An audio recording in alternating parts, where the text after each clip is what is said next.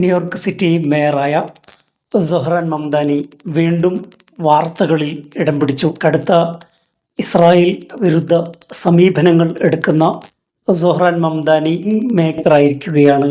New York സിറ്റിയിൽ നടന്ന democratic പാർട്ടിയുടെ പ്രൈമറിയിൽ സൊഹ്റാൻ മംദാനി പിന്തുണച്ച 3 കാൻഡിഡേറ്റുകൾ പ്രൈമറിയിൽ വിജയിച്ചിരിക്കുന്നു. അമേരിക്കൻ പൊളിറ്റിക്സിൽ വലിയ മാറ്റങ്ങൾ സംഭവിക്കുന്നു. പ്രോ ഇസ്രായേൽ സമീപനം സ്വീകരിച്ച അമേരിക്കക്കാർ ഇപ്പോൾ പ്രോ പലസ്തീൻ സമീപനം സ്വീകരിക്കുകയാണ്. ഇസ്രായേൽ ഗസയിൽ നടത്തിയ തുല്യതയില്ലാത്ത നരഹത്യ, വംശഹത്യ, ഇതിൽ അമേരിക്കൻ ജനത വലിയ രീതിയിൽ കൺസേൺഡാണ്.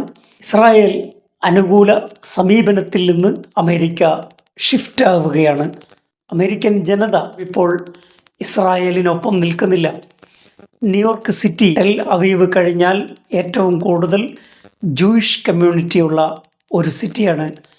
എന്നിട്ടും ഇസ്രായേൽ വിരുദ്ധ, സയണിസ്റ്റ് വിരുദ്ധ സമീപനമെടുത്ത 3 കാൻഡിഡേറ്റുകൾ 3 ഡിസ്ട്രിക്റ്റിൽ നിന്ന് ജയിച്ചു വന്നിരിക്കുകയാണ്. സൊഹ്റാൻ മംദാനിയുടെ രാഷ്ട്രീയ നിലപാടുകൾക്കുള്ള അംഗീകാരമായി മാധ്യമങ്ങൾ ഇതിനെ വിലയിരുത്തുന്നു.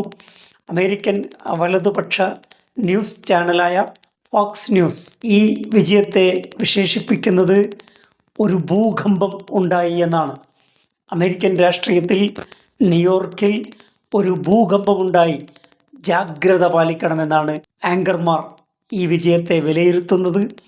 ആ രീതിയിൽ അമേരിക്കൻ പൊളിറ്റിക്സിനെ പിടിച്ചു കുലുക്കുന്ന ഒരു വിജയമാണ് ഡെമോക്രാറ്റിക് പാർട്ടിയുടെ കാൻഡിഡേറ്റുകൾക്ക് പ്രൈമറിയിൽ ഉണ്ടായ വിജയം.